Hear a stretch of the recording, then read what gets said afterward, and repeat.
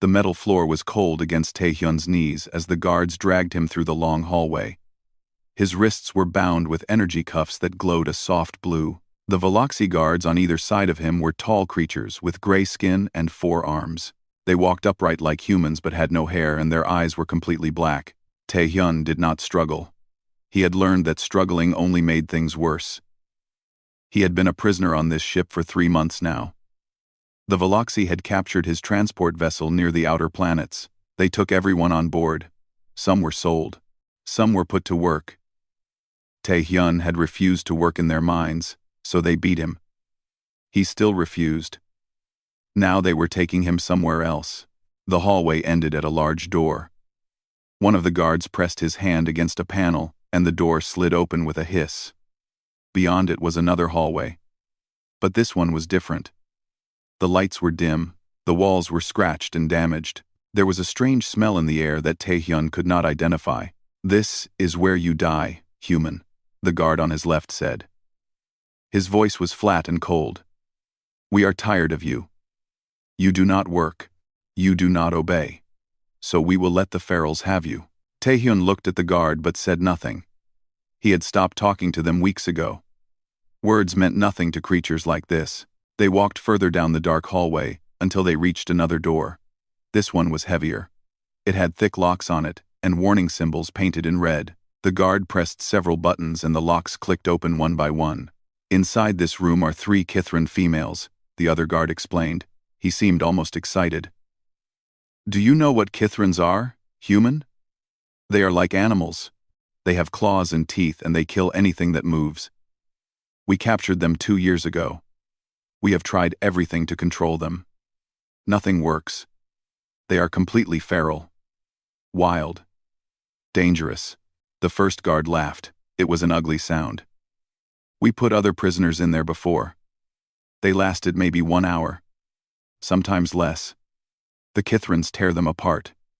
"Ah," Taehyun felt his heart beat faster, but he kept his face calm. He would not give them the satisfaction of seeing his fear. The door opened. The room beyond was large but very dark. Taehyun could barely see anything inside. The guards removed his energy cuffs and then pushed him hard. He stumbled forward and fell to his knees on the floor of the cell. Behind him, the door slammed shut with a heavy sound. He heard the locks clicking back into place. For a moment, there was complete silence. Taehyun stayed on his knees. He did not move. He let his eyes slowly adjust to the darkness. The room was maybe 20 meters wide and 30 meters long. The ceiling was high. There were some old blankets in one corner and what looked like water containers against one wall. The floor was covered with scratch marks. Then he heard it. A low hissing sound from somewhere in the shadows. He turned his head slowly and saw 3 pairs of eyes glowing in the darkness. They were watching him. The eyes were large and reflected what little light there was. They looked like cat eyes, but bigger, much bigger. One of the creatures moved. Taehyun saw a shape separate from the shadows. It was humanoid but covered in short fur. The creature had pointed ears on top of its head and a long tail that swished back and forth. Its hands had sharp claws that caught the light. The creature opened its mouth and hissed again, showing teeth that were clearly made for tearing flesh. Taehyun did not run. There was nowhere to run anyway. Instead, he slowly sat back and crossed his legs. He placed his hands on his knees where the creatures could see them. Then he looked down at the floor. The hissing grew louder. He could hear all 3 of them now. They were moving closer, circling him like predators examining prey. One of them growled. It was a deep, threatening sound that came from the chest. Taehyun closed his eyes and took a slow breath. He thought about his grandmother back on Earth. She had many cats when he was a child. She always told him that cats were not like dogs. You could not force a cat to trust you. You had to earn it. You had to be patient. You had to let the cat come to you. He opened his eyes and looked at the creature closest to him. It was a female. He could tell now. Her fur was a dark gray color, and her eyes were gold. She was crouched low, ready to attack. Her claws were out. "I am not going to hurt you." Taehyun said softly. His voice was calm and quiet. I know you do not understand my words, but maybe you can understand my voice. The female hissed at him. The other two were behind him now. He could feel their presence. Every part of his body screamed at him to run, to fight, to do something. But he stayed still. Minutes passed. The creatures did not attack. They circled and watched and hissed, but they did not strike. Taehyun kept his breathing slow, and his body relaxed. He did not look directly at any of them. He kept his gaze low and non-threatening. Finally, the gray female backed away. She retreated to a dark corner of the room where the other two joined her. They huddled together, still watching him with those glowing eyes. Taehyun let out a long breath. He was still alive. For now, he looked around the room more carefully. There was a small pile of food containers near one wall. The Veloxi must drop food in somehow. There was also a water source. A small pipe that dripped into a basin. The room was a prison, but it was designed to keep the Kithrans alive. That meant someone was feeding them. Taehyun slowly moved to the water basin. The Kithrans tensed but did not approach. He drank some water. It tasted old, but clean enough. Then he moved to the food containers. There were some ration packs inside. He took one and opened it. The food inside looked like dried meat. He was hungry, but he did not eat. Instead, he walked slowly to the center of the room. He sat down again. Then he placed the food on the floor in front of him and pushed it toward the corner where the Kithrans were hiding. For you, he said softly. I am not hungry. It was a lie. He was very hungry. But his grandmother had also taught him something else about cats. The way to their heart was through their stomach. The Kithrans did not move. They just watched. One of them, smaller than the others with white and brown fur, tilted her head slightly. Taehyun lay down on the cold floor and closed his eyes. If they were going to kill him, they would do it. But he did not think they would. Not yet. They were curious now. Confused, he was not acting like the other prisoners they had seen. He would rest. Tomorrow, he would try again.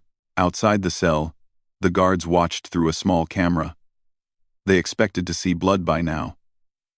Instead, they saw the human lying peacefully on the floor while the three feral Kithrans watched from the shadows. Strange creature, one guard said. He will be dead by morning. The other replied. The ferals are just playing with him. But morning came, and Taehyun was still alive. Taehyun woke up slowly. His body was stiff from sleeping on the hard floor. The room was still dark, but he could see better now. His eyes had adjusted during the night. He lay still for a moment, listening. He could hear soft breathing from the corner where the Kithrans slept. He turned his head very carefully. The three females were curled together in a pile of old blankets. Their tails were wrapped around each other. Even in sleep, their ears moved slightly, listening for danger. They were not truly asleep, he realized. They were resting but still alert. The food he had left on the floor was gone. Someone had eaten it during the night. That was a good sign. Taehyun sat up slowly. One of the Kithrans opened her eyes immediately. It was the gray one, with gold eyes. She watched him, but did not move. He kept his movements slow and predictable. No sudden motions, no loud sounds. He went to the water basin and drank. Then he checked the food containers. There were more ration packs inside. The Veloxi must have a machine that dropped food at regular times. He took 2 packs and opened them both. He ate one slowly, making sure the Kithrans could see what he was doing. The other he placed on the floor halfway between himself and the corner where they rested. Then he sat down with his back against the wall and waited. The day passed slowly. Taehyun did not try to approach the Kithrans. He did not speak much. He simply existed in the same space as them. He moved around the room occasionally, stretching his legs, but he always moved slowly, and he always kept distance between himself and the females. The gray one seemed to be the leader. She watched him the most. Her gold eyes followed his every movement. The other 2 looked to her before doing anything. There was a smaller one with white and brown spotted fur.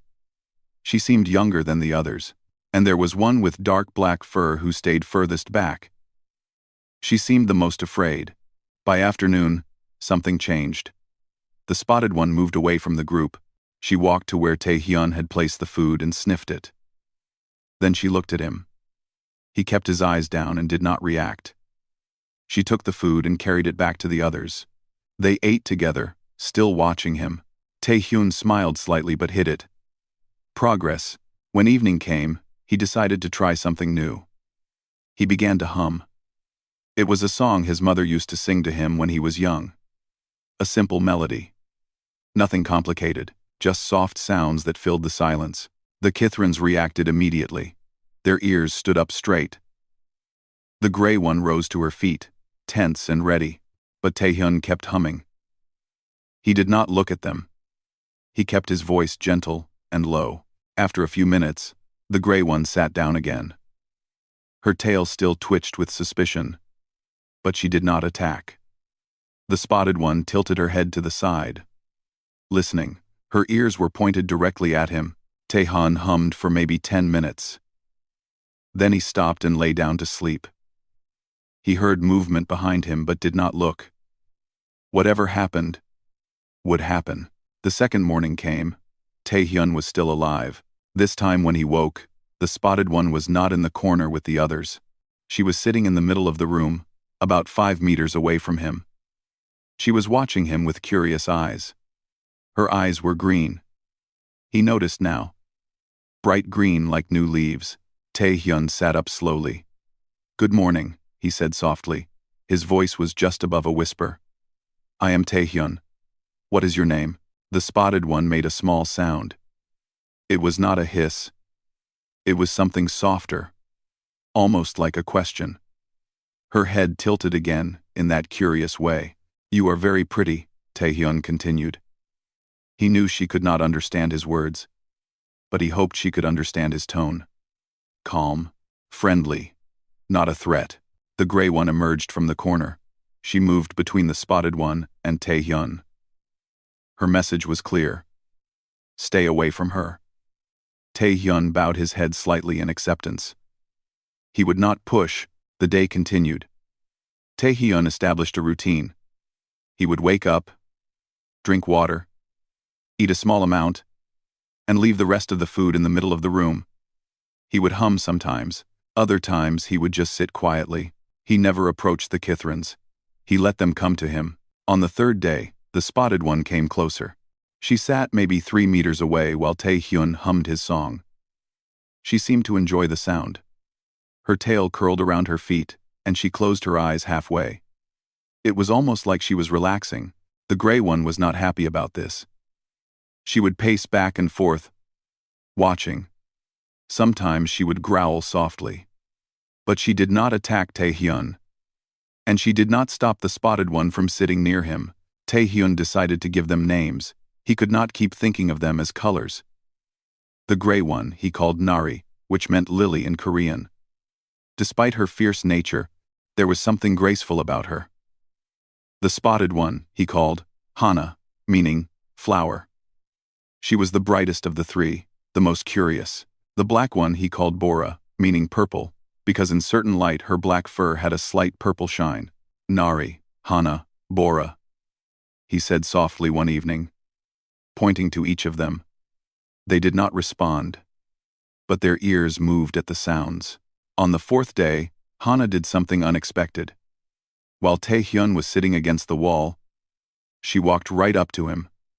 She stopped just 1 meter away. Then she leaned forward and sniffed at him. Her nose twitched as she took in his scent. Taehyun held completely still. His heart was beating fast, but he kept his breathing calm.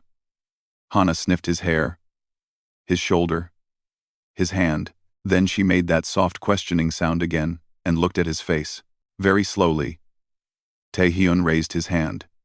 He held it out, palm down, fingers relaxed. He did not reach toward her. He just offered his hand and waited. Hana looked at his hand for a long moment. Then she leaned in and sniffed it. Her whiskers tickled his skin. Finally, she pressed her forehead against his fingers. just for a second.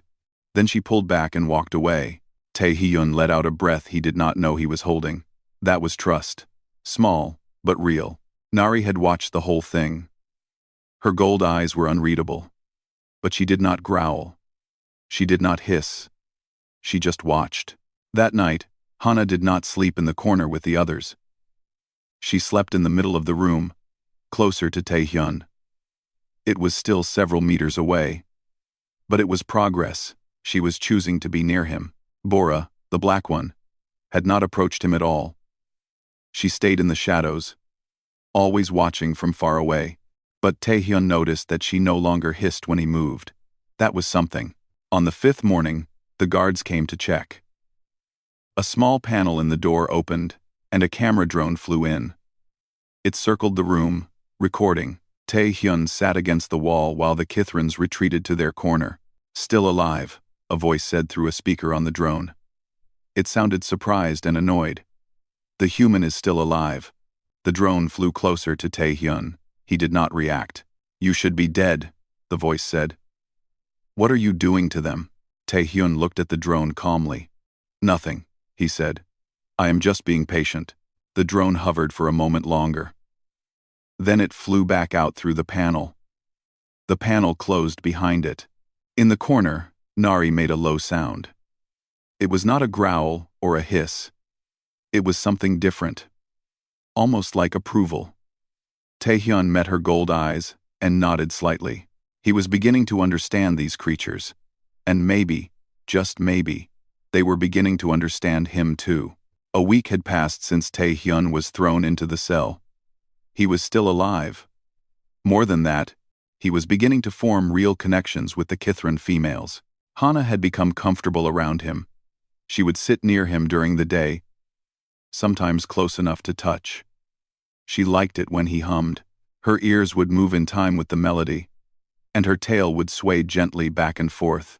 She had started making sounds back at him, soft chirps and trills that seemed like her version of talking. Nari remained watchful.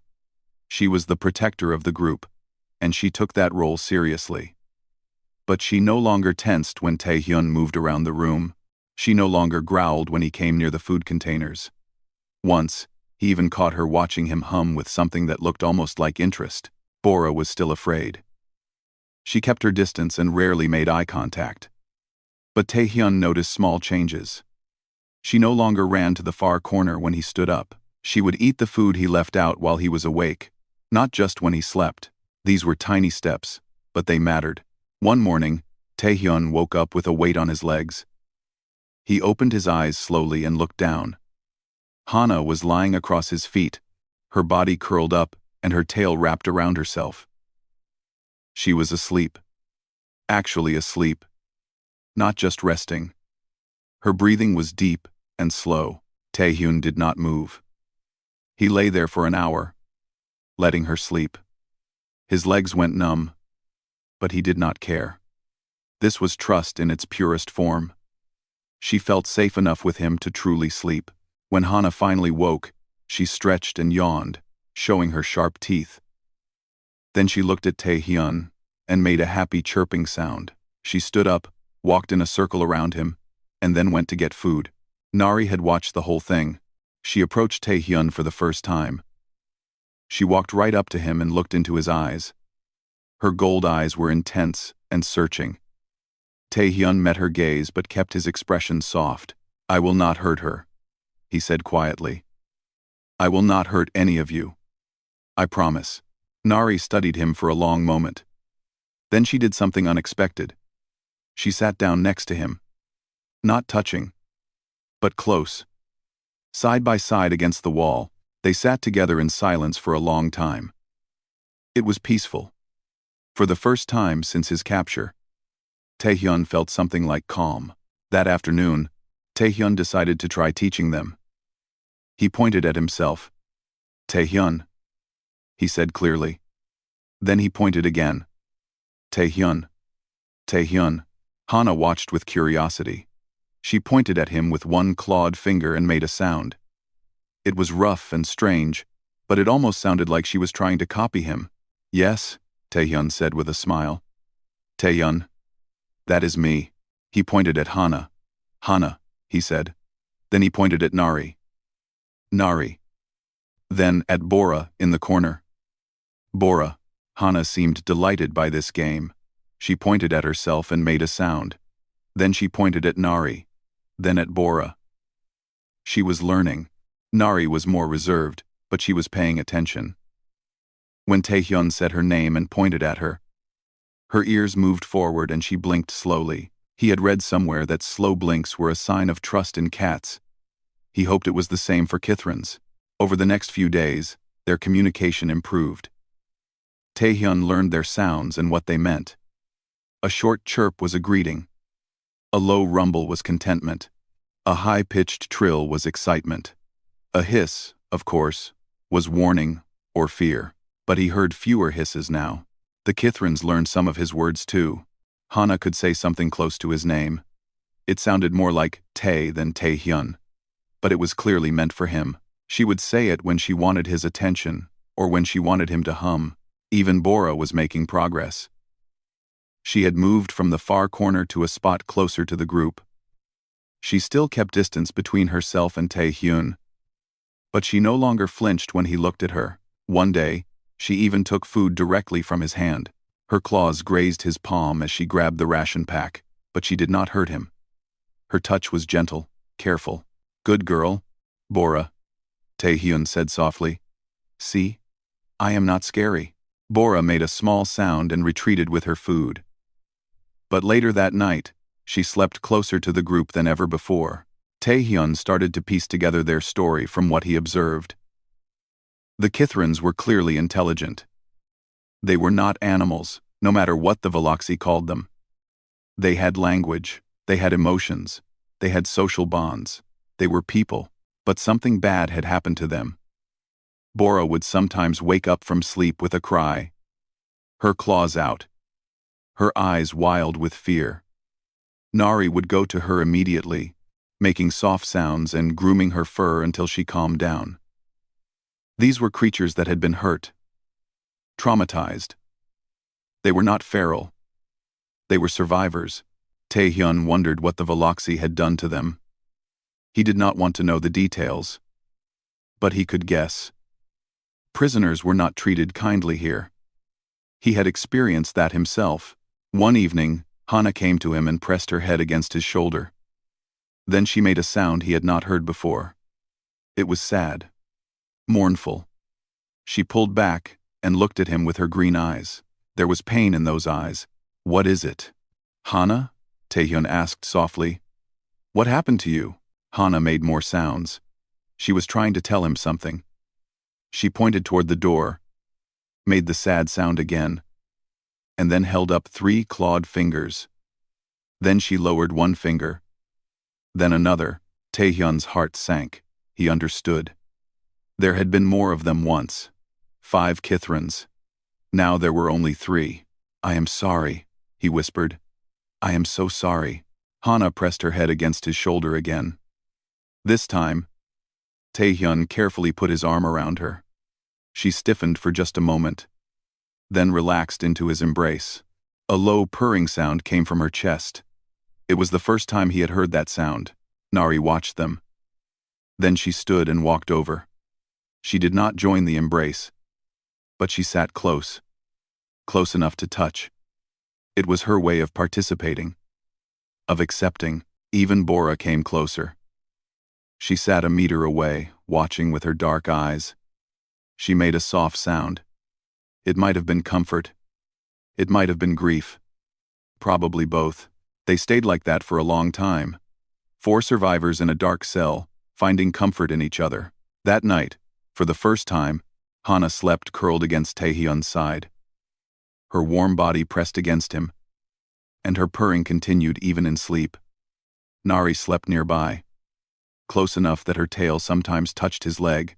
Bora remained a little apart, but she was closer than before. Taehyun looked at the ceiling of their prison and made a decision. He was not just surviving anymore. He was protecting them. These 3 Kithran females were his responsibility now. His family. He would find a way to get them out of here. All of them. He did not know how yet. But he would find a way. Outside the cell, in the security room, a guard reviewed the camera footage.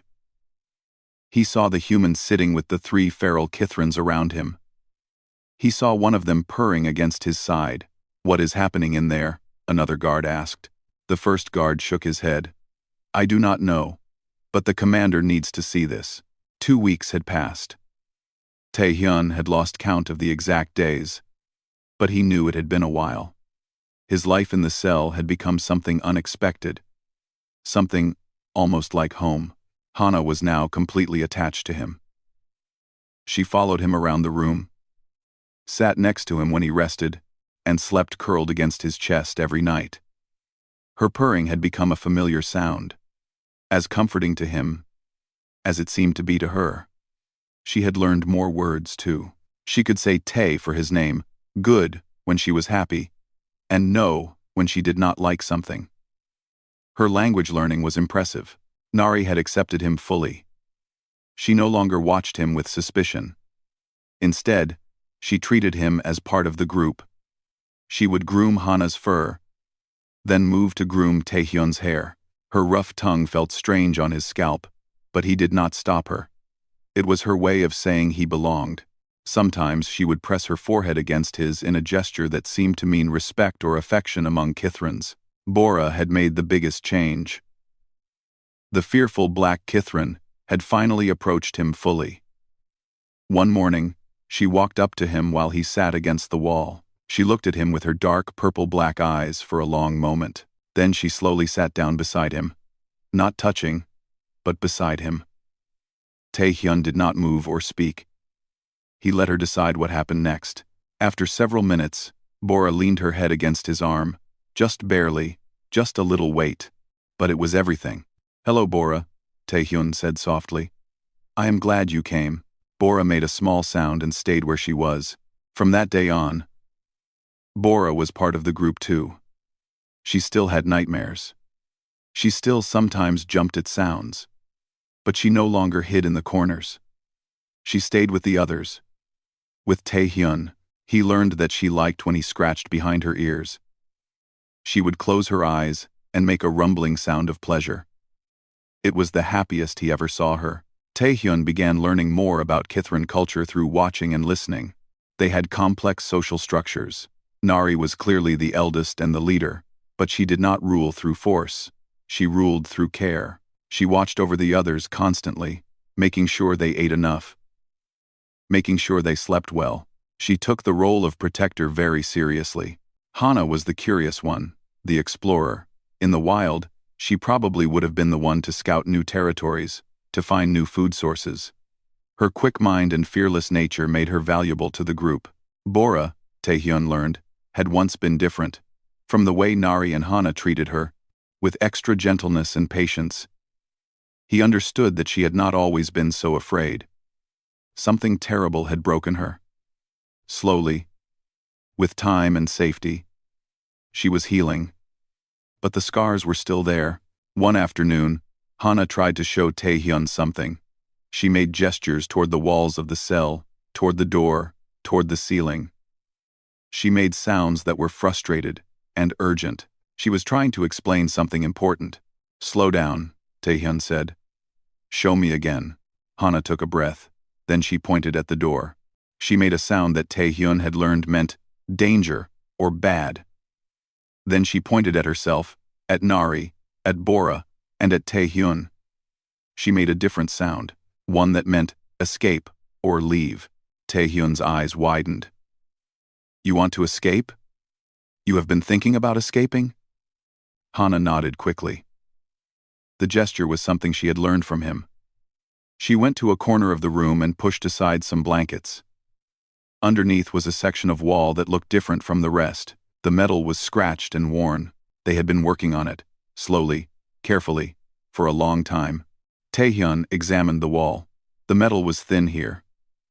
Behind it, he could see what looked like cables and pipes. This was a weak point in the cell's structure. The Kithrans had found it and had been slowly scratching through with their claws. "How long?" he asked Hana. She held up both hands, fingers spread. Then she did it again. And again. 30. Taehyun guessed. 30 months? You have been working on this for 30 months? 30 months. Hana made a sound of confirmation. Taehyun looked at the three Kithrans with new respect. They were not just surviving. They were planning. They had been planning their escape this whole time.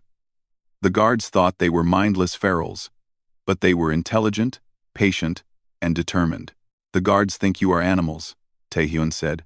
They have no idea what you really are. Nari came forward. She made a series of sounds and gestures. Taehyun concentrated hard, trying to understand. She was saying something about the guards, about their routines, about when they came and went. She had been watching, learning, planning. You know when the guards change shifts, Taehyun realized. You know when this area of the ship is least watched. Nari nodded. Her gold eyes were sharp and intelligent. This was not a scared animal. This was a warrior waiting for the right moment. Taehyun thought hard. The Kithrans had claws and strength. He had knowledge. He had been on this ship for 3 months before being thrown in the cell. He knew some of the layout. He had heard guards talk. He had information that could help. If we work together, he said slowly, we might actually be able to do this. Hana made an excited chirping sound. Even Bora looked hopeful. Over the next several days, they planned. Taehyun shared everything he knew about the ship. The Kithrans shared what they had observed from their cell. Together, they built a picture of their prison. The cell was in a remote section of the ship, far from the main areas. That was bad because escape routes were limited. But it was also good because there were fewer guards. The wall they had been scratching through led to a maintenance corridor. From there, they could reach a cargo bay. In the cargo bay, there were small transport pods used for moving supplies.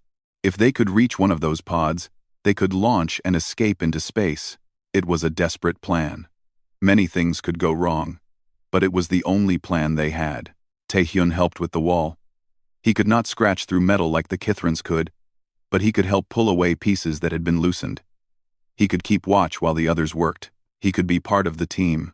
The night before they planned to make their attempt, Taehyun sat with all 3 Kithrans around him. Hana was on his lap, purring contentedly. Nari was pressed against his right side, her warmth comforting. Bora was on his left, her head resting on his shoulder. Tomorrow we either escape or die, Taehyun said quietly. But whatever happens, I want you to know something. These past weeks with you have been the best of my time in captivity, maybe the best of my life. You are my family now. Hana made a soft sound and nuzzled against him. Nari rumbled her approval. Bora pressed closer. They did not need words to understand each other anymore. They had something deeper than language. They had trust. They had love. Tomorrow, they would fight for their freedom together. And whatever happened, they would face it as one. The alarm rang through the ship. Red lights flashed in the corridors. Guards ran in every direction, shouting orders and preparing weapons. In the security room, Commander Vorik stared at the empty cell on his screen. The metal wall had been torn open. The human and the 3 feral Kithrans were gone. Find them, he ordered, his voice cold with fury. Find them and bring them back. Alive if possible. Dead if necessary. Meanwhile, in the dark maintenance corridor, Taehyun ran. Hana was beside him, her movements quick and silent. Nari was ahead, scouting the path with her superior night vision. Bora was behind, watching for pursuit. They had done it. The wall had given way in the early hours of the morning. When the guards were fewest, they had slipped through into the maintenance corridor and had been moving ever since. Left here, Nari signaled with a gesture. Taehyun had learned to read her signals during their planning. They turned left into a narrower corridor filled with pipes and cables. Footsteps echoed from somewhere behind them. Guards were searching. They needed to move faster. They reached a junction. Nari paused, ears turning to catch sounds from different directions. She pointed to the right. They moved. Taehyun's heart was pounding. His body was tired, but fear and hope kept him going. Freedom was so close. He could almost taste it. They climbed through a vertical shaft, using the pipes as handholds. The Kithrans climbed easily, their claws gripping the metal. Tae-hyun struggled, but managed. Hana stayed close to him, ready to help if he slipped. At the top of the shaft, they found a ventilation duct. It was large enough to crawl through. Nari led the way again. The duct was hot and cramped, but it led directly toward the cargo bay. After what felt like forever, they reached a grate. Through it, Tae-hyun could see the cargo bay below. It was huge, filled with containers and equipment, and there, at the far end, were the transport pods. Small, round ships, designed for short trips. Their ticket to freedom. Nari quietly removed the grate. One by one, they dropped down into the cargo bay. They landed behind a stack of containers, hidden from view. Tae-hyun looked around carefully. The bay seemed empty. Most of the guards were probably searching the corridors. This was their chance. Go, he whispered, quickly but quietly. They moved between the containers, using them as cover. Hana stayed close to Tae-hyun, her hand occasionally touching his to reassure him. Bora was alert but calm. She was handling the stress better than expected. Maybe the hope of escape gave her strength. They were halfway across the bay when the door burst open. Guards poured in, 10 of them, 20. They spread out, weapons raised, searching. There, one shouted. He had seen movement behind the containers. Nari reacted instantly. She let out a fierce battle cry and charged at the nearest group of guards. Her claws flashed, and 2 guards fell before they could even fire their weapons. She was fast, faster than anything Tae-hyun had ever seen. Go! She yelled at them in her rough voice. I fight. You run. No! Tae-hyun shouted back. We stay together. But Hana was pulling him toward the pods. Her green eyes were desperate. Tae, go! We go! Nari is strong! Bora was already running toward the pods. Something had changed in her. She was not the scared, broken creature anymore. She was determined, fierce. Tae-hyun looked back at Nari. She was fighting 3 guards at once, her movements a blur of claws and fury. She was incredible. But more guards were coming. Too many. He made a decision. He would not leave her. Hana, get Bora to the pod, he ordered. Start it up. I am going to help Nari. Tae, no. But he was already moving. He grabbed a metal rod from the floor and ran toward the fight. A guard turned toward him and he swung hard. The rod connected with the guard's head, and the guard fell. Tae-hyun had never been a fighter, but he had something stronger than fighting skill. He had something to protect. He fought alongside Nari, using the rod to block and strike. She looked at him with surprise. Then, with something like pride. Together, they pushed back the guards. Too many, Nari said.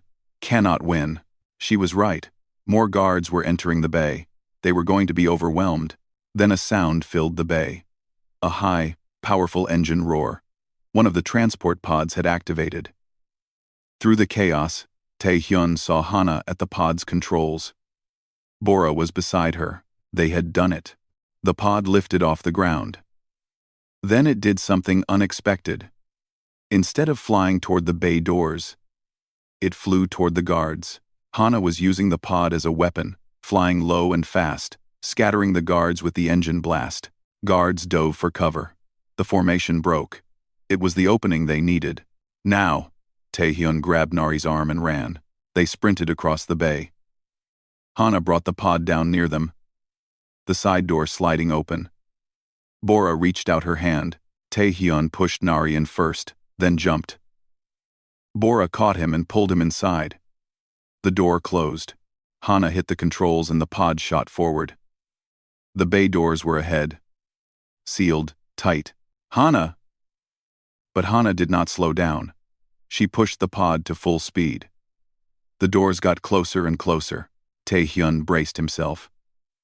This was it. They would either break through or die trying. At the last second, Nari reached past Hana and pressed a button on the console. The pod's emergency weapons activated. A small but powerful laser fired at the bay doors. Once, twice, 3 times. The doors buckled, then broke open. The pod flew through the gap and into open space. Behind them, the Veloxy ship grew smaller. Alarms were still ringing, but they could not reach them anymore. They were free. Tae-hyun collapsed against the wall of the pod, breathing hard. His whole body was shaking. Hana turned from the controls and launched herself at him. She wrapped her arms around his neck and purred louder than he had ever heard.